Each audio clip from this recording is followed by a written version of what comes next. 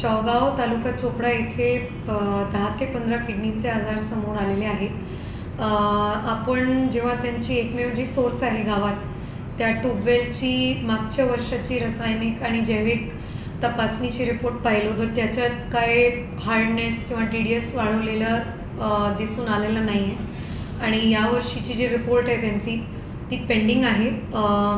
मला वाटते आज किंवा उद्या मॅक्स टू मॅक्स ती रिपोर्ट ही आमच्या हातात येईल।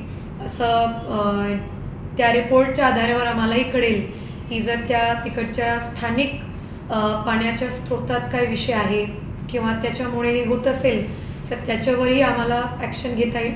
नाहीतर आमची प्लॅनिंग अशी झालेली आहे की त्याच्या आजूबाजूला समजा काय इंडस्ट्रीचं पाणी किंवा शेतातून पाणी वाहत असेल तर त्याचेही टेस्टिंग जिल्हा परिषदच्या डोक्यात आहे की आपण करणार आहोत।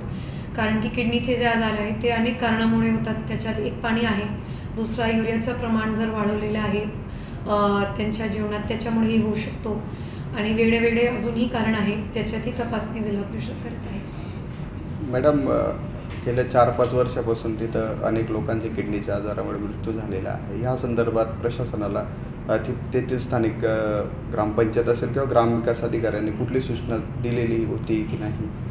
आमच्याकडे पाण्याची नियमित टेस्टिंग असते। आरोग्य विभागाची जबाबदारी आहे की जेवढ्या पाण्याचे सोर्सेस आहे त्याची नियमित वेळे रासायनिक आणि जैविक टेस्टिंग झाली पाहिजे आणि ते रिपोर्ट फिट आल्यावरच जे स्थानिक सब सेंटर किंवा प्राथमिक आरोग्य केंद्र असतो ते त्या पाण्याचा वापर फिट असं म्हणून म्हणतायत। मग मागच्या वर्षाची किंवा त्याच्या मागच्या वर्षाची रिपोर्ट पाहिलो तर त्याच्यात तर पाण्यात काय असं प्रॉब्लेम आहे तसं कळलेलं नाही आहे, म्हणून पाण्यामुळे झालं आहे असं त्यांनी ठराविक काय वॉर्निंगही गावकऱ्यांना कधी दिलेली नाही आहे। कारण की आपण रिपोर्ट न्याय जातो तर जे होतं आमच्या अनुसार ते तिथे फिट होतं म्हणून तशी ॲक्शन घेण्यात आलेली नाही। मॅडम, गावकऱ्यांनी असा आरोप केलेला आहे की पाण्यामुळे म्हणजे अनेक लोक त्या ठिकाणी किडनीचे आजार झाले, त्यांना डॉक्टरांनी सांगितलं की पाण्यामुळे हे आजार झालेले आहेत, असं त्या लोकांच्या प्रतिक्रिया आहेत। तर या संदर्भात आता प्रशासनाकडून नेमकी काय कारवाई करण्यात येईल?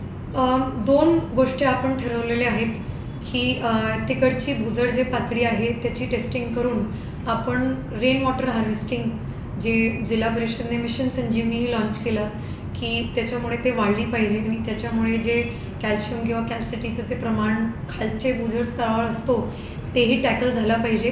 आणि दुसरं आपण जे म्हणतो की जे मी म्हटली की जी रिपोर्ट आहे पाण्याच्या टेस्टिंगची ते आज किंवा उद्या माझ्या हातात येईल आणि त्याच्यावर मला अजून स्पष्ट सांगता येईल की नेमकं प्रॉब्लेम पाण्यामुळे जर झालेला आहे तर कुठल्या कारणामुळे झालेलं आहे ते मला स्पष्ट सांगता येईल।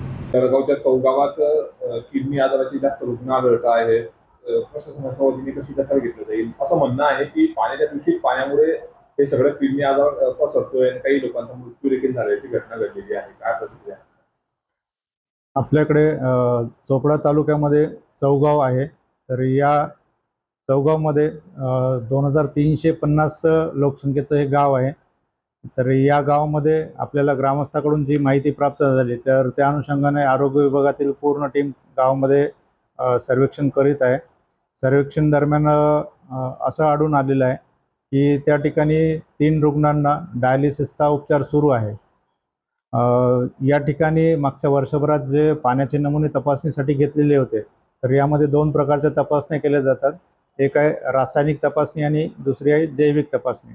तर या दोन्ही तपासणीमध्ये पिण्याचं जे पाणी आहे तर ते योग्य असं आढळून आलेलं आहे। तर यामध्ये कुठलाही घटक रासायनिक घटक किंवा बायोलॉजिकल घटक कुठलाही असं काही अयोग्य आढळून आलेलं नाही आणि आरोग्य विभागाची टीम गावामध्ये पूर्ण सर्वेक्षण करीत आहे। सध्या तरी नेमकं हा जो किडनीचे जे आजार आहे तर ते नेमकं कशामुळे आहे ते सध्या तरी आपल्याला सांगता येणार नाही, परंतु अधिक सर्वे आणि अधिक माहिती घेतल्यानंतर आपल्याला याबद्दल भाष्य करता येईल।